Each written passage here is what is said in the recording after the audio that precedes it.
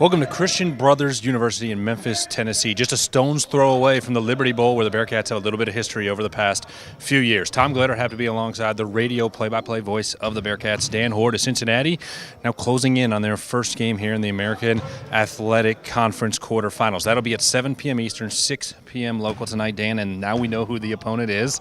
It's the UCF Knights. And last night they played well into the evening, double overtime. That has to be an advantage to the guys in red and black. You would think. Cincinnati will have about 5 days off from the last game until tonight's game, and for UCF it's 18 and a half hours from the time the game ended last night in their double overtime victory over Temple. So I would agree that is definitely advantage Bearcats. 4 starters for UCF played more than 40 minutes in the win over Temple. They went back and forth through those extra 10 minutes, and Isaiah Sykes, a big night, 36 points. Yeah, he had 36 points, but he's a guy that did not play very well against Cincinnati in the 2 regular season meetings. He averaged 11 points in those 2 games. He was 7 for 27, which is, I think, 27% shooting from the floor. So the Bearcats did an excellent job against him in the regular season. Obviously, that'll be a key tonight. Yeah, Cincinnati swept the season series, winning both of the games against the Knights.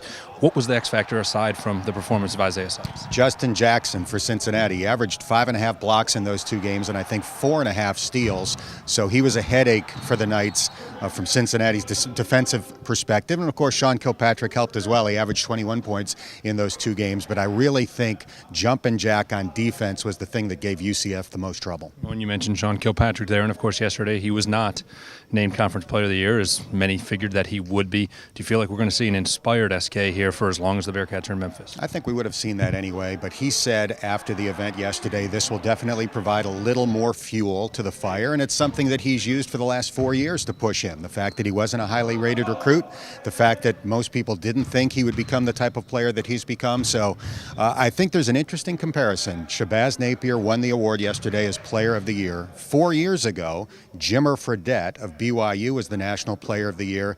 Kemba Walker of Connecticut was the guy that ultimately had the last laugh, so to speak, in leading his team to success in the NCAA tournament and a national championship.